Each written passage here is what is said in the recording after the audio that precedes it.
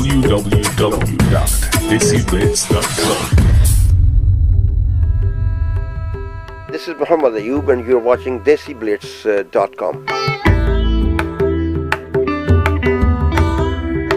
Well, in the late 60s, we were selling Asian records. We were the only shop in Birmingham, and almost in the country, who was catering for the Asian music, which was very, very popular at that time because the films were very popular. There was matinee shows going around. There were 3 or 4 cinemas in this vicinity. We were on Balsett Road at that time. And then in 1969, we were approached by a couple of young groups, Bajangi Group and Anadi Sangeet Party, and they asked me if I can record their performances.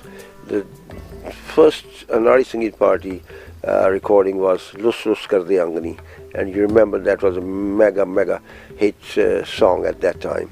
Then came groups like Apna Sangeet in Birmingham, and you can see so many other groups sprang up at that time. The Bhangra scene became really live.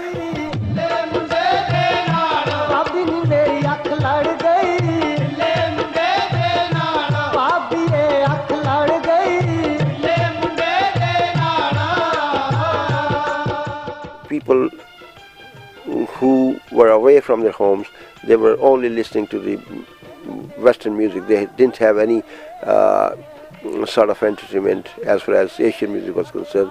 There was no music played on the radios at that time. There were hardly any Asian program. There were only half an hour Asian program on the BBC Radio 4. We realized there's a need for music company, because this way we can keep our next generation in touch with our own music, our own culture, our own language. And also I was working for the BBC Radio, where there was a big request for the local music produced from here, because that was contemporary to the modern English music. So we thought we should fill that gap in. In 75, I realized to promote local talent, we should start a song contest, and we actually organized a National Asian Song Contest in collaboration with the BBC local radio stations throughout the country. And people used to participate in that, send their entries via their own local radio stations, and then we should sift through those entries and bring the 10 best music acts to perform in front of judges. And that's how this song contest became very, very popular, and it carried on until 2001, which the last one was held at the Symphony Hall, Birmingham.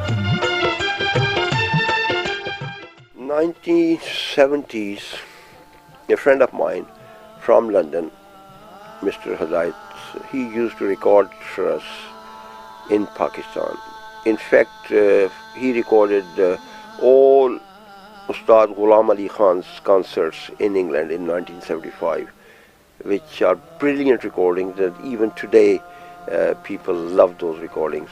He brought some recordings from Faisalabad, and we are sitting in this studio. We had big reel-to-reel Sony's 10-inch, and he brought a couple of reels. He said, listen to this, I have recorded some qawwals.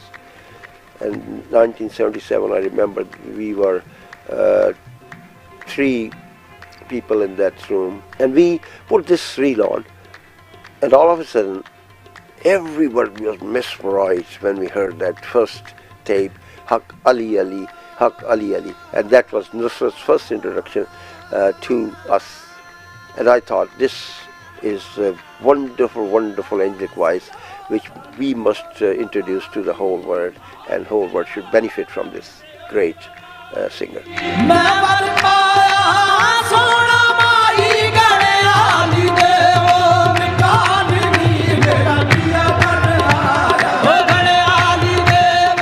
We have sadly lost the live scene, because now people can produce their own music in their own bedroom because with the technology available at this time. I'm sure you will get lots of new artists because they can get their introduction via YouTube and other media. But on the other way, you will lose this live musicians and live concerts and live activity in the Asian music. That is a sad thing, but otherwise it's very good that we have got better technology and better facilities to produce more artists. We were fortunate to have artists like Malkit Singh, Desi, Geet Group. When I heard Malkit's voice for the first time, we thought this is the pure folk Punjabi sound.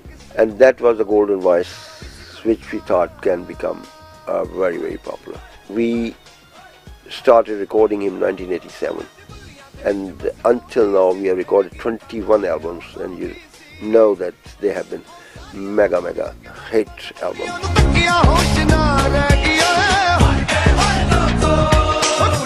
The trends have changed.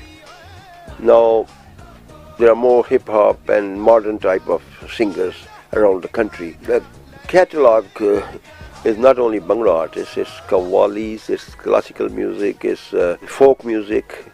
We have religious music as well. We have Shabas, Bhajans, Qawwalis, Naats, recitation from the Holy Quran, Gujaratis, Bengalis. So it's a vast amount of catalog. I mean, we must keep our culture alive. We must pass our traditions on to our next generation. Living in this country, I'm sure they would have been totally westernized, listening to the Madonnas and the Michael Jacksons. And I felt that unless we do something,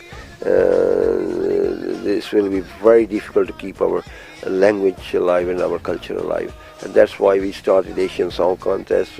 We had radio programs, and then we had these groups performing all over the country and producing lovely new music for our younger generations. And our younger generations have enjoyed those and been together, and they have acquired their own culture and own traditions, and they learned their culture, they learned their music, and that's how I think it has become very useful.